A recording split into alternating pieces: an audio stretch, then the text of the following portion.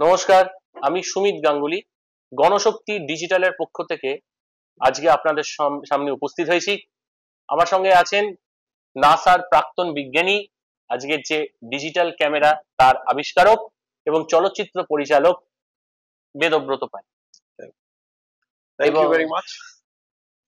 এবং বেদব্রত পাইন সম্পর্কে আপনারা জানেন যে তিনি চিটাগং নামক একটি চলচ্চিত্রের পরিচালক, এবং সম্প্রতি ভারতে যে বিশাল বড় কৃষক আন্দোলন হয়ে গেল তার উপর একটি ডকুমেন্টারি দেজা ভু তিনি তৈরি করেছেন।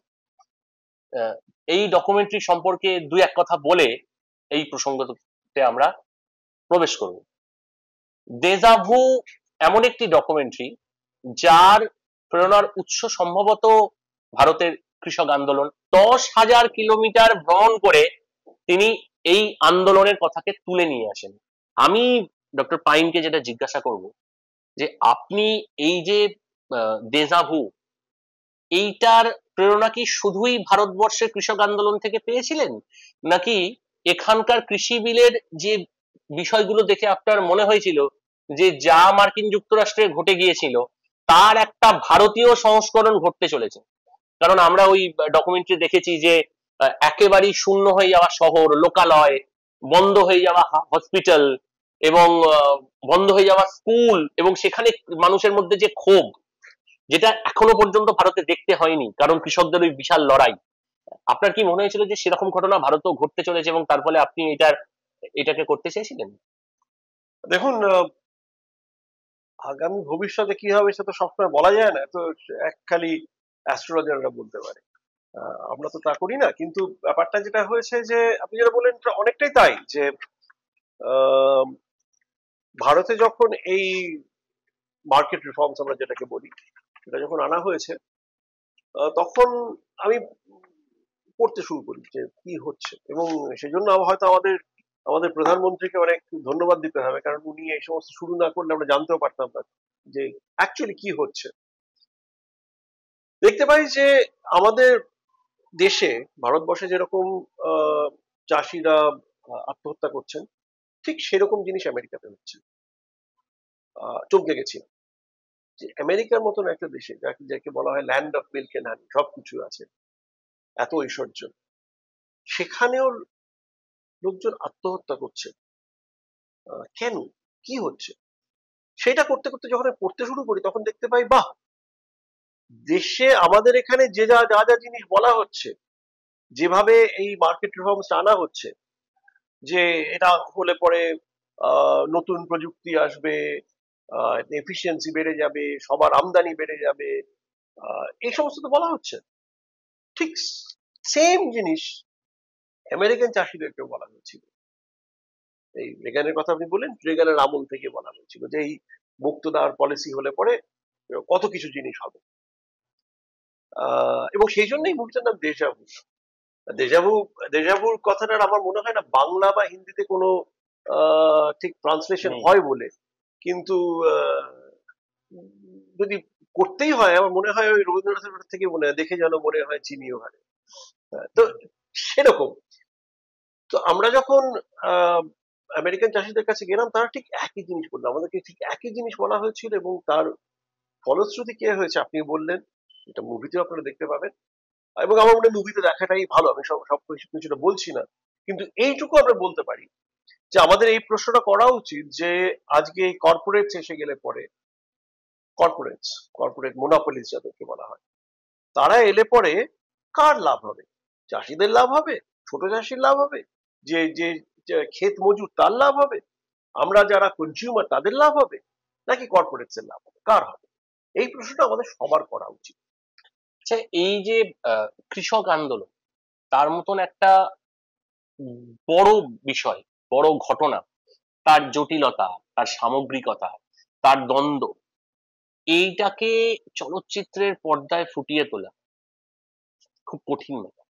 আপনি সেটা চেষ্টা করেছেন। আপনাকে কি নতুন কোনো ফর্ম ভাবতে হয়েছে, নাকি যা ঘটেছে সেটাকে সেইভাবে দেখিয়েছেন, নাকি বিশেষ কোনো অ্যাঙ্গেল থেকে দেখিয়েছেন, কোনো প্লট ডেভেলপ করতে হয়েছে বা কোনো ন্যারেটিভ তৈরি করতে হয়েছে যেখান থেকে এই দ্বন্দ্বগুলির প্রকৃত চরিত্র ধরা পড়ে?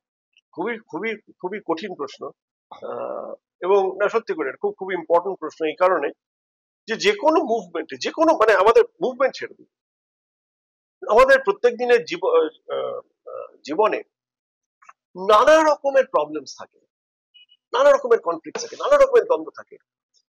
তো একটা হতে পারে আমরা সবকটা দ্বন্দ্ব নিয়ে কথা বলতে পারি, এবং ওই missing the wood for the trees যে কথাটা আছে সেটা হতে পারে, বা যেটা করতে পারি যে আসল দ্বন্দ্ব যেটা, মৌল দ্বন্দ্ব যেটা, সেটা নিয়ে কথা বলতে পারি। তো আমাদের মুভিতে আমরা চেষ্টা করেছি সেই মৌল দ্বন্দ্বটা, মানে ফান্ডামেন্টাল যেখানে প্রবলেমটা, সেটাকে তুলে ধরা।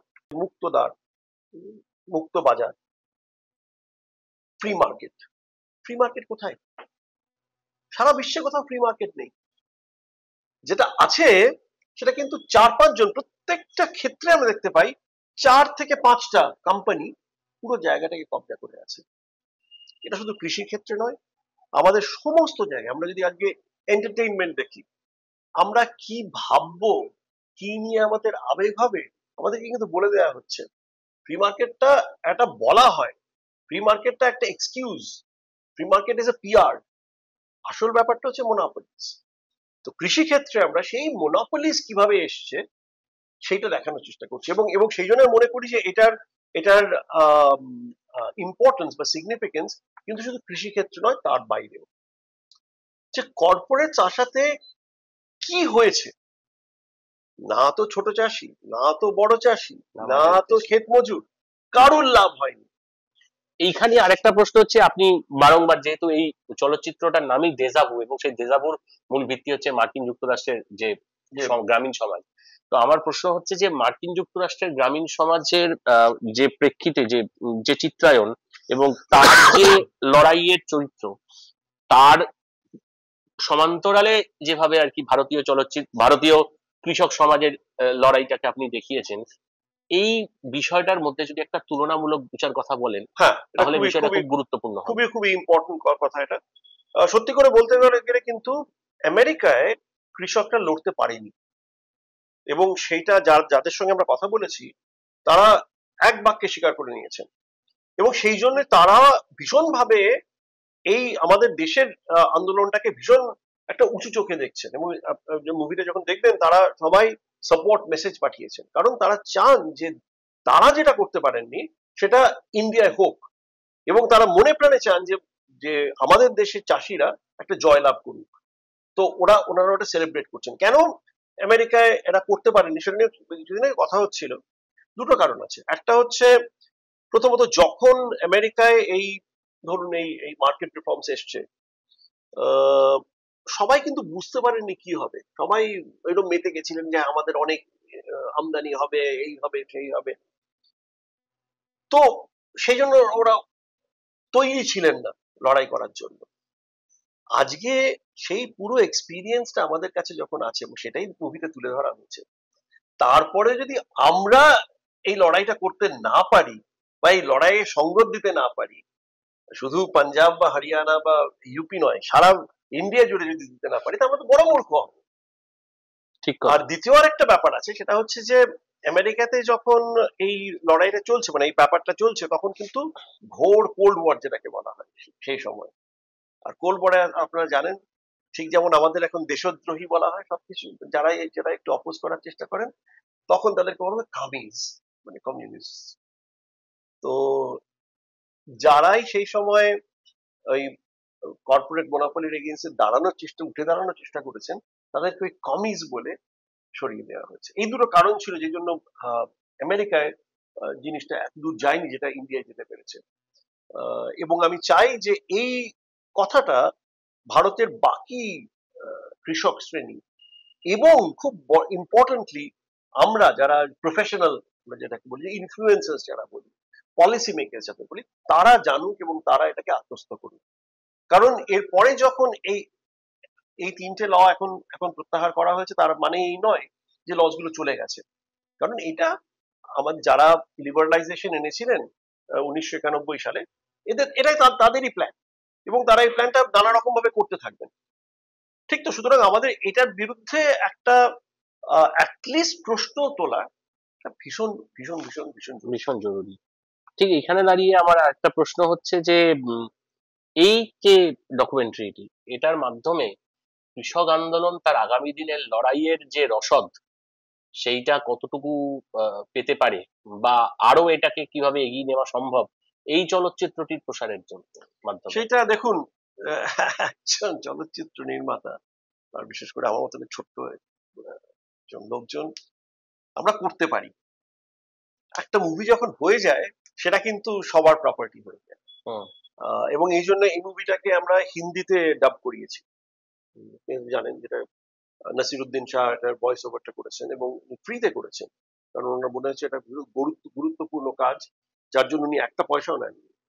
তো এই মুভিটা হিন্দিতে করার পরে যেখানে যেখানে আন্দোলন চলছে, মানে পাঞ্জাবে দেখানো হয়েছে, হরিয়ানায় দেখানো হয়েছে, প্রত্যেকটা বর্ডার পয়েন্টে যেখানে প্রোটেস্ট চলছে সেখানে দেখানো হয়েছে, এবং অন্যান্য ভাষায় এটাকে ডাব করার কথাও হচ্ছে, কারণ আমাদের দেশে কেউ সাবটাইটেল ওরকম ভাবে কেউ পড়ে না, সেই ভাষাতে শুনতে চায়। হুম। তো এখন হিন্দি ডাবটা রয়েছে, যে কেউ সেটাকে নিয়ে যে কোনো জায়গায় দেখাতে পারে। আমরা বাংলা ডাবের কথা হচ্ছে বা অন্যান্য ভাষায় এটাকে ডাবিং করার কথা হচ্ছে। তারপরে সেটা নিয়ে কি হবে, সেটা কৃষক আন্দোলনে যারা যুক্ত আছেন বা আরো বৃহত্তর আন্দোলনে যারা যুক্ত আছেন, আমি তাদের উপর ছেড়ে দিচ্ছি।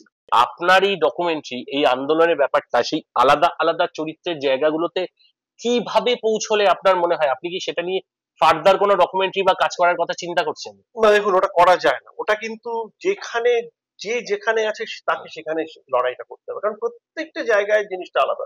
এমনকি যে মার্কিন যুক্তরাষ্ট্রের যে যে যে কৃষি ব্যবস্থা বা কৃষি সমাজ আর আমাদের যে কৃষি সমাজ তাও আলাদা, সম্পূর্ণ আলাদা। সম্পূর্ণ আলাদা। কিন্তু কোথায় আমরা সব আটকে আছি জানেন? কেন্দ্রীয় ভাবে। কর্পোরেট। কর্পোরেট কিন্তু একইভাবে কাজ করে, সে তার প্রফিট মানে ম্যাক্সিমাইজ। কেন্দ্রীয় কেন্দ্রীয় ভাবে এবং একটা কমন সেই জন্য ওরা একটা ইউনিফর্ম জিনিস করার চেষ্টা করে। হ্যাঁ, হ্যাঁ? ওরা কিন্তু ডাইভার্সিটি চায় না, ওরা কিন্তু ইউনিফর্ম একটা জিনিস হোক সেটা চায়। স্থানীয় এবং সংস্কৃতি এবং গুলো এই ভাঙতে যে শুরু এই যে করে। কন্ট্রাক্ট ফার্মিং এর যে একই রকম ল সারা ইন্ডিয়া জুড়ে হবে, বা বা এমএসপি চলে গিয়ে যে এই এই খোলা বাজার যেটা আমরা বলছি একই রকম ভাবে হবে, এটা কিন্তু সব জায়গায় একই জিনিস করার চেষ্টা করছে। এবং যেখানে যেখানে এমএসপির এক্সপিরিয়েন্স নেই আমাদের দেশে, সেখানে আমার মনে হয় এই মুভিটা আরো বেশি দেখা দরকার, কারণ ওরা 2-3টে স্টেপ স্কিপ করে সেখানে কর্পোরেট চলে যাবে। সেই জন্য আমার মনে হয় এটা আহ, আমাদের পুরো ভারতবর্ষে, এবং শুধু শুধু চাষিদের নয়, আমি বলছি আমাদের যারা প্রফেশনাল তাদেরকে ওটা দেখা দরকার। এই জন্য আরেকটা জিনিস আমাদের ভাবতে হবে, এটা সেটা হচ্ছে যে আম, যে জিনিসটা যে আইডিয়াটা বা যে পলিসিটা আমেরিকায় কাজ করেনি, এইটা তো ফেল করেছে, নিউলিবারালিজম বা মার্কেট রিফর্ম যেটা বলি সেটা ফেল করেছে, যেটা আমি দেখতেই পাচ্ছি আমাদের সামনে। তো আমরা কেন একটা একটা বাইরের দেশ থেকে একটা ফেল হয়ে যাওয়া আইডিয়াকে নিয়ে এত লড়ে যাচ্ছি? ঠিক। আমাদের কি উচিত নয় যে অ্যাটলিস্ট বলা, যেটা তাদের দেশেও কাজ করেনি সেটাকে আমরা বর্জন করব? কোন কথাটা বলতে হবে আমরা কেউ কিন্তু ঠিক জানি না, সেই ভাষাগুলো আমরা খুঁজছি। ডেজাভু ভীষণ স্ট্রেট ফরওয়ার্ডলি বলা একটা তথ্যচিত্র, হয়তো অন্যভাবে বলা যেতে পারত, জানি না। কিন্তু আমার মনে হয়েছে সেখানে এই এই এতদিন ধরে কাজ করে 10,000 কিলোমিটার ঘুরে এবং এই কৃষক মোর্চায় সামিল হয়ে এটাকে এরকম সোজা ভাষায় বলা উচিত। সুতরাং আমরা ভাষাও খুঁজছি, আমরা ফর্মও খুঁজছি, কিন্তু সবচেয়ে বড় আমরা কন্টেন্ট খুঁজছি। এবং আজকের যুগে আমরা এমন একটা জায়গায় চলে এসেছি, বিশেষ করে এই ভারতবর্ষে অনেক গল্পই বলতে দেওয়া হচ্ছে না। আপনি তো জানেন তার জন্য টাকা পাওয়া যাচ্ছে না, সেন্সর বোর্ডেও আটকাচ্ছে, অনেক কিছুই হচ্ছে, বা অনেক কিছুই হচ্ছে সেলফ সেন্সরশিপ হিসেবে, যে এই আছে এই মুভি এরকম ধরনের মুভি না করলেই।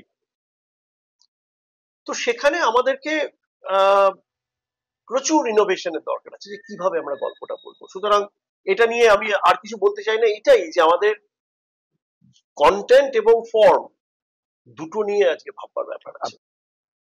এবার আমার শেষ যে প্রশ্ন, সেটা হচ্ছে যে এই যে 10,000 মাইল ভ্রমণ হলো, 10,000 কিলোমিটার, দুঃখিত, 10,000 কিলোমিটার ভ্রমণ করা হলো, এবং তার মাধ্যমে এরকম একটা তথ্যচিত্র তৈরি করা হলো, এমন অনেক কিছুই উঠে এসেছে যা আপনি 72 মিনিটে ধরতে পারেন। তার দু একটা অভিজ্ঞতা যদি বলেন, এটা ভীষণ জরুরি। হ্যাঁ, এটা অ্যাকচুয়ালি খুবই খুবই ইম্পর্টেন্ট, কারণ আমরা না বহু সময় আমাদের যেটা প্রবলেম হয়ে গেছে, আমরা না সবকিছুকে লেফট রাইট এরকম ভাবে দেখি। আহ, কিন্তু আসলে প্রবলেমটা কিন্তু অন্য জায়গায়। এবার খুব সিম্পল একটা এক্সাম্পল দিই। যে একজন চাষি, যার যার বক্তব্য এই তথ্যচিত্রে নেই, কারণ অনেকেই কথা বলতে চাননি, সবার উপরে একটা প্রেশার তো আছে। উনি আমাকে একটা জিনিস বলেছিলেন যে এই যে বাইডেন তো লেফট লিবারেল এরকম বলা হয়, তো তো ওনার যে সেক্রেটারি অফ এগ্রিকালচার, যেটাকে আমরা মানে এগ্রিকালচার মিনিস্টার বলা যেতে পারে আমাদের দেশের ভাষায়, ওনার নাম জানো? আমাকে জিজ্ঞেস করলেন। আমি বললাম না, জানি না। উনি বললেন ওনার নাম হচ্ছে উইলস্যাক। বললাম উইলস্যাক কে জানো? আমাকে আবার জিজ্ঞেস করলেন। আমি বললাম না, জানি না। বললেন কাউকে জিজ্ঞেস করে দেখো, রুরাল আমেরিকাতে মানে গ্রামে গ্রামে উইলস্যাককে বলা হয় মনস্যান্টোর দালাল। এবং তারপরে উনি আমাকে যে প্রশ্নটা করলেন যে এরপরে কি তোমার মনে হয় যে আমি বাইডেনকে ভোট দেব? সুতরাং আজকে যে জায়গায় আমরা দাঁড়িয়ে আছি, যে রাইট উইং আমরা দেখতে পাচ্ছি যে অনেক ভোটে দিচ্ছে, অনেক তাদের অনেক আহ সংখ্যা বাড়ছে, এগুলো আমরা দেখতে পাচ্ছি, এবং তারা অনেক কিছু করছে, সেগুলো সবই সত্যি। কিন্তু এটাও কি দেখা দরকার নয় যে লেফট লিবারালরা আমরা কি করছি? আরেকটা মজার কথা বলি, যে আমাদের দেশে আমরা জানি যে আজকের যুবক শ্রেণী বা আমাদের ইউথ ইনডিফারেন্ট হয়ে গেছে, অ্যাপাথেটিক হয়ে গেছে, পলিটিক্সে তারা যাচ্ছে না। যেমন আমাদের সময়, আমাদের কি তারও আগে, যারাই ভালো স্টুডেন্ট ছিল তারা তারা রাজনীতিতে যেতেন। সেটা আমাদের সময় থেকে আস্তে আস্তে চলে যেতে থাকে। এখন এমন একটা জায়গায় আসে যে এই দেশে ভালো স্টুডেন্টরা রাজনীতিতে যায় না, তারা তারা তাদের ক্যারিয়ারের দিকে যায়। ঠিক তো? তাই তো হয়। তো ঠিক এই এই কিছুদিন আগে পিউ রিসার্চ, যেটা একটা রিসার্চ মানে social media research, social research company, তারা আমেরিকায় একটা পরিসংখ্যান করেন, করে দেখেন যে 16 থেকে 30 বছর মানে ইউথ যেটাকে বলা হয়, তাদের 65% আমেরিকাতে বলছে তারা এগেইনস্ট ক্যাপিটালিজম। তাদের 37% বলছে তারা কমিউনিস্ট। কমিউনিস্ট মানে কি ছেড়ে দিলাম, এবং কমিউনিস্ট মানে কি আমাদের সবারই ভাবা দরকার হয়তো। কিন্তু আমেরিকাতে বসে ইউথ বলছে, 37% ইউথ বলছে কমিউনিস্ট। এটা কিন্তু একটা খুব বড় ব্যাপার। তার মানে কি? তার মানে হচ্ছে আজকে সাধারণ লোক, নাম্বার ওয়ান, বিশেষ করে আমেরিকাতে, তারা জানে কর্পোরেট তাদের কি অবস্থায় নিয়ে চলে এসছে। তাদের যে ভালনারেবিলিটি, ইনসিকিউরিটি যেটা এসছে, সেটা কিন্তু ভীষণ ভীষণ ভীষণ ভীষণ রিয়েল। সেটাকে ভুলে গেলে চলবে না। এবং তারা সবাই কিন্তু খুঁজছে, নতুন নতুন একটা দিশা খুঁজছে।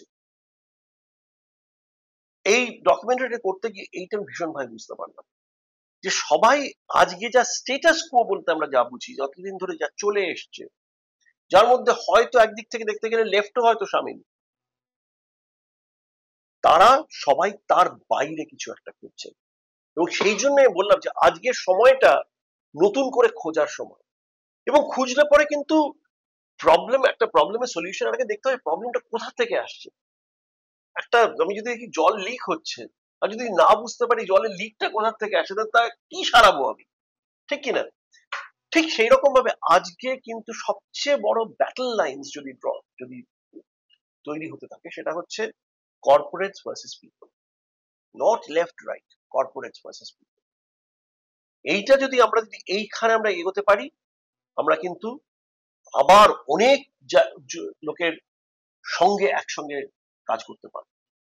আমার মনে হয় এই জিনিসটা কিন্তু আমি আমেরিকা থেকে দেখে খুব ভালো করে বুঝে গেছি। It's not easy. আমি বলছি না যে এটা কোনো একটা জাদু নয়, যে বলে দিলাম মন্ত্র বলে দিলাম সবকিছু হয়ে গেল, তা হবে না। কিন্তু আমাদেরকে এই যে সবসময় আমরা যে লেফট রাইট করে যাই না, আমাদের হয়তো তার বাইরে, তার একদম অন্যভাবে জিনিসগুলোকে দেখতে হতে পারে।